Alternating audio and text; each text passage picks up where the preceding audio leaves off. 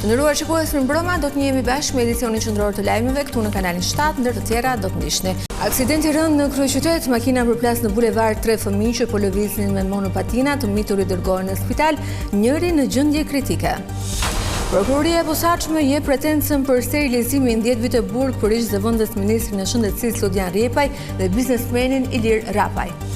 Drejtoria e tatimeve njofton nisjen e hetimeve për influencerat, kalojnë në sit 100 individ që dyshohet se gjeneruan afro 33 milion euro të ardhura. Presidenti i Federatës së Futbollit Armand Duka kundërshton ngritjen e arbitrazhit sportiv, ndryshimet ligjore janë klienteliste, duhen rrëzuar.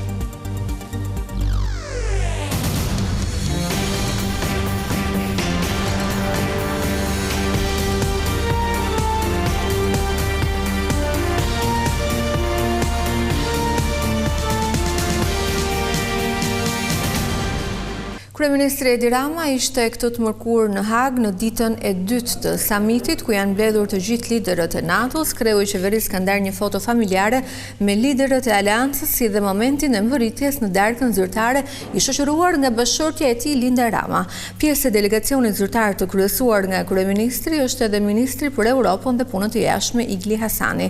Ai mori pjesë në takimin e Këshillit të NATO-Ukrainë, duke dedikuar diskutimin për situatën në Ukrainë, ku është takuar gjithashtu me sekretarin e shtetit të SBA Marco Rubio.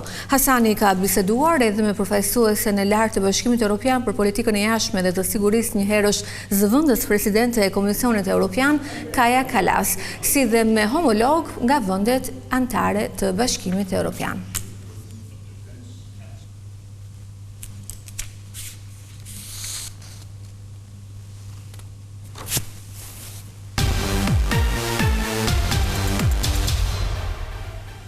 Urdhrin e presidentit Trump që shtyu me 1 vit gjendjen e jashtëzakonshme në Ballkan, Sali Berisha nuk e shikon me shpalljen e tij non grata.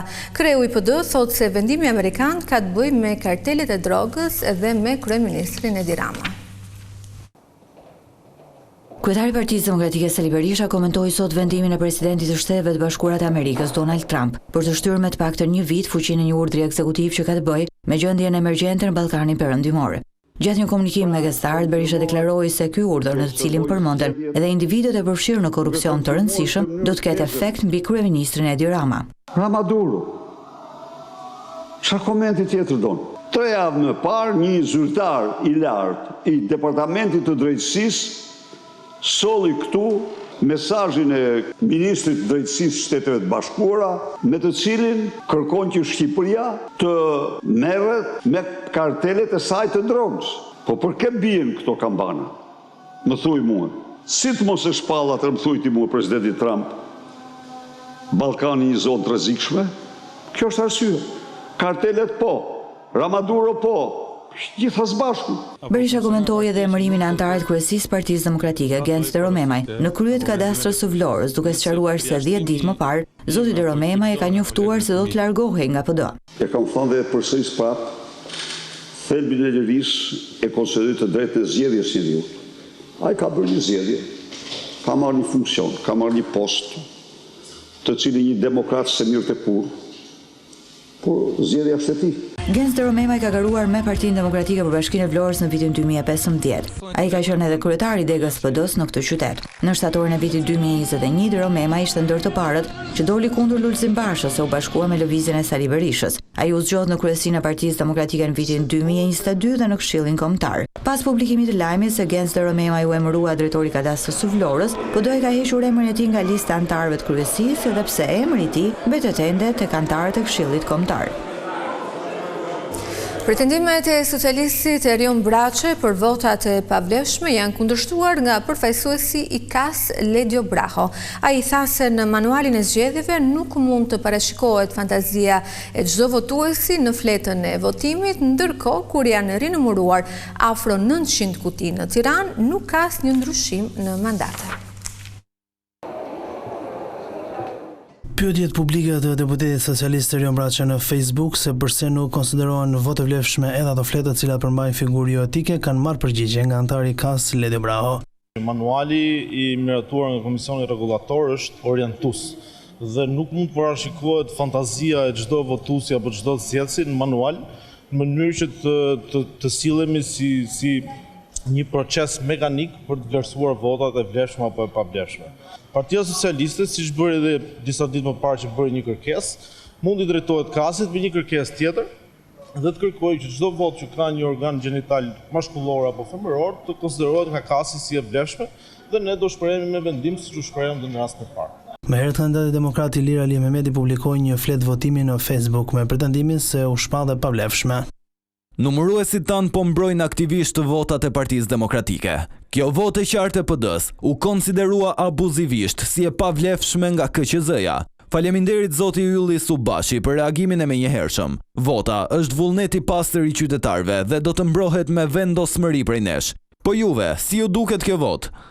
Sipas Braus, të gjithë reagimet janë në fazë pretendimi. Për aq kohë sa nuk ka pasur një trafikim masiv sa i përket kandidatëve apo subjekteve, unë besoj se tani askush nuk mund të bëj pjesë procesin e numërimit, pra flasim për administrimin zgjedhor që është bërë nga KZZ dhe grupet e numërimit, dhe tani po tentohet nëpërmjet mënyrave të tjera që të bëhet pjesë procesi i rinumërimit tonë KQZ nëpërmjet numëruesve të KQZ-s apo dhe antarëve të KAS-it.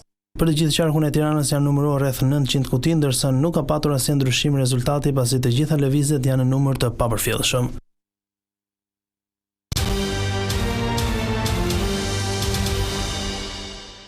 Tre fëmijë që po lëviznin me 2 monopatina janë aksidentuar rënd këtë të mërkur në qendër të Tiranës. Të miturit janë përplasur nga një makinë në kryqëzim, ndërkohë që njëri prej tyre ndodhet në gjendje kritike në spital.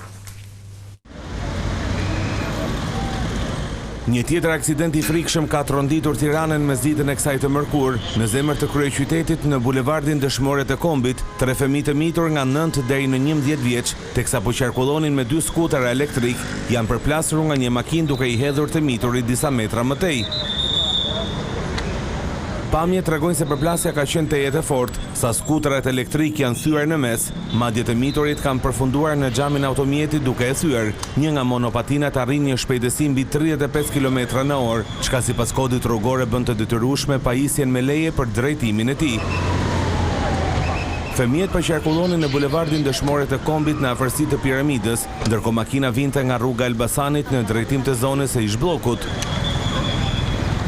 2 prej të plagosurve, 9 dhe 11 vjeç, mesohet se janë në gjendje të qëndrueshme shëndetësore në spitalin e traumës me dëmtime në krah dhe në këmbë. I treti, një 11 vjeçar, është në gjendje të rëndë pasi ka marrë dëmtime në kokë. Nga ana tjetër, drejtuesi i mjetit 41 vjeç është shoqëruar në polici për sqarimin e rrethanave të aksidentit. Sipas ekspertizës paraprake, mesohet se makina dyshohet se i ka dhënë gaz pasi e ka kapur semafori me portokalli në mënyrë që të shmang të kuqen, ndërsa të miturit kanë tentuar që të kalojnë rrugën pa u hapur ende jeshilja, megjithatë pritet ekspertiza e plot për të nxjerrë në pa shkaqe të aksidentit të rënd. Skuteret elektrik ose monopatinat janë kthyer në një shqetësim serioz për blut dhe mjekët, pasi ka një rritje të frikshme të aksidenteve. Sipas policisë, muajit e fundit 7% të aksidenteve janë të përfshira monopatinat, ndërkohë që mjekët shprehen se përplasja drejtuesve të monopatinave është në shumicën e rasteve e rënd pasi nuk ka asnjë lloj mundësie për të mbrojtur. Në disa vende të Europës për shkak të rrezikut është diskutuar për heqjen e tyre nga qarkullimi. Një sasi tritoli shpërtheu rreth orës 23 të mbrëmjes së të martës në biznesin në pronësi të Viktor Bezhanit në Vlorë, lënda plase ishte vendosur në dritaren e servisit të motorëve dhe si pasojë e shpërthimit pati vetëm dëme materiale. Pronari i biznesit jashtë kamerave ka thënë se nuk ka asnjë konflikt dhe nuk e di se cilët mund të jenë autorët, ndërkohë nga pamjet duket se sasia e lëndës plase ka qenë e madhe pasi ka lënë pas dëme të konsiderueshme materiale. Policia ka marrë kamerat e sigurisë së biznesit, por autori me sa duket e ka njohur mirë terrenin dhe zonën pasi ka vendosur lëndën plase në dritaren pas godinës së dyqanit ku nuk ka kamera sigurie.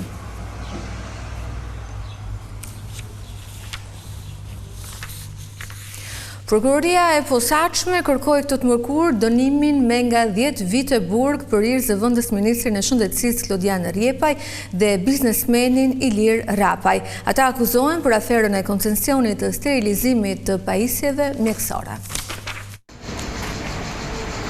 Spakje pretencën për 8 pandehurit e dosjes sterilizimi. Për ish numrin 2 të ministrisë, Klodian Rjepaj, Prokurori kërkoi të shpallet fajtore të dënohet me 10 vjet heqje lirie, po një lloj edhe për biznesmenin që ishte angazhuar për të kryer procesin e sterilizimit Ilir Rapaj. SPA kërkoi të burgoset për 10 vjet. Megjithatë, nëse gjykata e posaçme i gjen fajtor, të dy do të përfitojnë nga gjykimi i shkurtuar, ndërsa dënimi u konvertohet në 6 vjet e 8 muaj.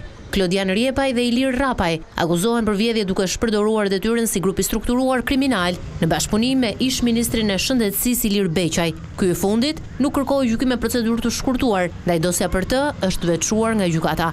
Për 6 personat e tjerë që dyshohen se të përfshirë në aferën 100 milion euro të procesit të sterilizimit të pajisjeve kirurgjikale, prokuroria e posaçme kërkoi masa më të buta dënimi. Pas njoftimit për nisjen e hetimeve për 400 posedues makinave të luksit, administrata tatimore ka njoftuar se në verifikim do t'jetë edhe një tjetër kategori individësh. Tatimet kanë nisur hetimin për 100 individ apo subjekte që kanë përfituar të ardhura nga platformat sociale si Facebook, TikTok, YouTube e të tjerë. Tatimet tonë se dyshohet se këta individ kanë qarkulluar 33 milion euro, të cilat janë para të pa deklaruara. Hapi i parë i konstatimit të këtij fenomeni është mosplotësimi i deklaratës vjetore të ardhurave DIVA, detyrim që e ka çdo individ me të ardhurave vjetore 1.2 milion lek. Hetimi i thelluar parashikon një shkëmbim informacioni me zyra shtetërore me qëllim gjurmimin e parave të padeklaruara.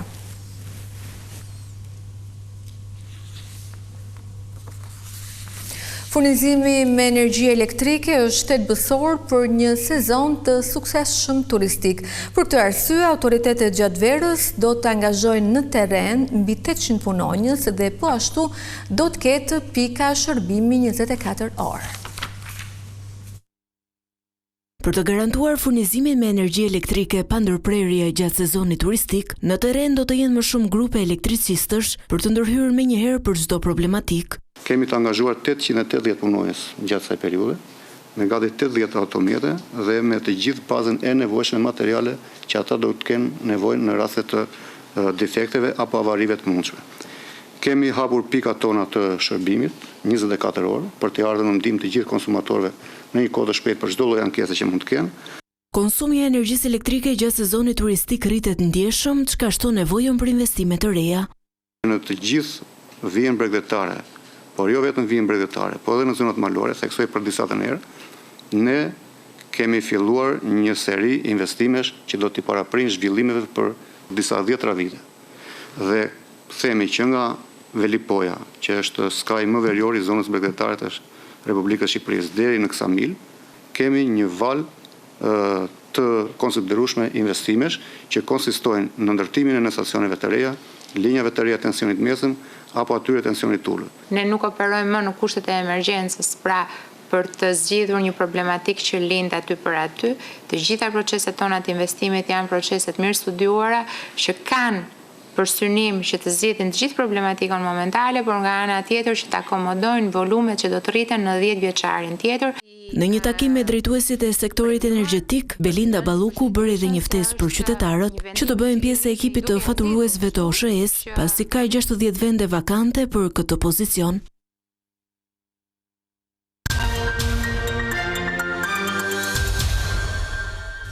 $142 lojtarë nga 10 kompanitë e grupit Balfin janë bërë pjesë e kampionatit të voleybollit.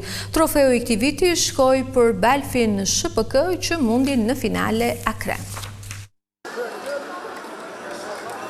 Për të 12-in vit radhazi, grupi Balfin organizoi me sukses kampionatin kombëtar të volejbollit, një event që mbart më shumë se vetëm garë sportive, përçon frymën e bashkëpunimit dhe forcimin e lidhjeve mes punonjësve të kompanive të grupit.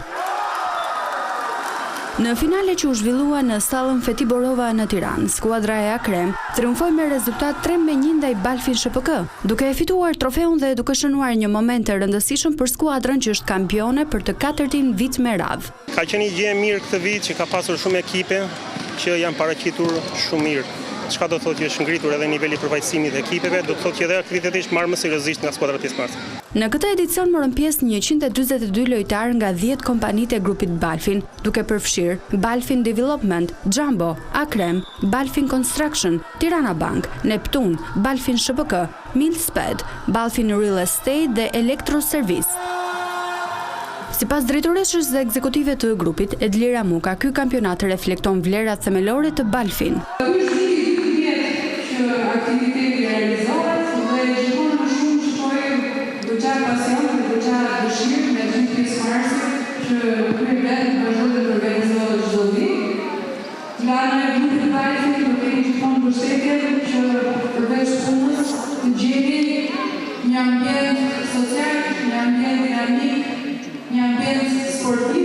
Ajo njoftoi gjithashtu zgjerimin e mëtejshëm të kampionatit me 3 ekipe të reja për edicionin e ardhshëm: Kiabi, Flying Tiger dhe Green Coast Hotel, që do të përfaqësojnë partneritetet e fundit strategjike të grupit me marka globale dhe zinxhir prestigjioz hotelier. Kampionati kombëtar i volejbollit Balfin promovon shëndetin dhe argëtimin, përforcon bashkëpunimin në ambientin profesional duke krijuar atmosferë pozitive dhe energji të reja për rritjen dhe suksesin e grupit Balfin.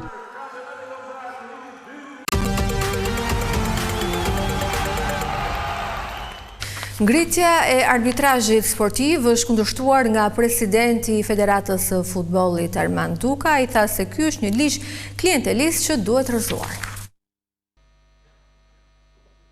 Për kreun e Federatës Shqiptare të Futbollit, Armando Duka, nuk ishte rast më të mirë se sa prania Ogerta Manasiriut në mbledhjen e asamblesë së zakonshme të FSHF-s për të kritikuar Ministrinë e Arsimit dhe Sporteve mbi propozimin për ndryshim në ligjin e sporteve që parashikon ngritjen e arbitrazhit sportiv, iniciativë kjo e kreut të Komitetit Olimpik Fidel Ylli.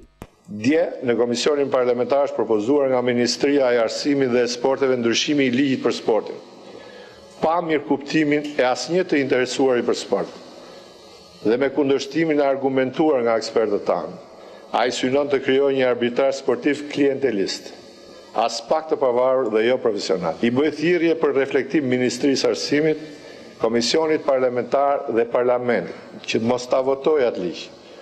Mirë po numri 1 i futbollit shqiptar nuk u ndal me kaq. Nëse Manasiliu tha se qeveria ka shpenzuar miliarda lek gjatë këtyre viteve për infrastrukturën sportive në vend, ai u kundërpërgjigj duke deklaruar se Ministria e Arsimit dhe Sportit duhet mbajë premtimin për të mbështetur financiarisht kampionatin evropian të 17 vjeçarëve, që u zhvillua në Shqipëri pak javë më parë. Jemi vërtet krenar që në 10 vite ne kemi mbështetur infrastrukturën sportive me rreth 9 miliard lek, duke investuar në stadiume, duke investuar në parqet olimpike, si ai Tiranës, si Korçës. Në fakt, kur kandiduam për të qenë mikpritës të këtij turneu, kishim një premtim nga Ministria e Arsimit për mbështetje financiare, por gjërat tani nuk kanë ndodhur. Urojmë që në ditën e vijim Ministria ta përmbush këtë angazhim të saj. Në të kundërt do na vënë në pikpyetje për aktivitetet e ardhshme. Për kreun e Federatës, formula e Final Four në Superligën shqiptare është e suksesshme, pasi ka sjellë më tepër emocione, rivalitet dhe tifoz në stadium. Ndonse këto kanë qenë pikërisht elementet më të diskutuar në opinionin sportiv. E duke folur për të ardhmen, Duka tha se prioriteti i madh mbetet kualifikimi në Kupën e Botës në Moston 2026 në vitin 2030. Do të vijojmë të ndërrojmë për një kualifikim në botëror, nëse nuk do arrijmë në 2026, në 2030. Do të synojmë kualifikimin në kampionatin evropian 2028. Do të synojmë kalimin e grupit me ekipin U21 në kampionatin evropian 2027. I vetmi lajm që prodhoi asambleja ishte vendimi për të pezulluar zyrtarisht marrëdhëniet juridike të FSHF me Komitetin Olimpik Shqiptar. Tu kemi përfunduar, një falenderoj për vëmendjen, bashkë natën e mirë.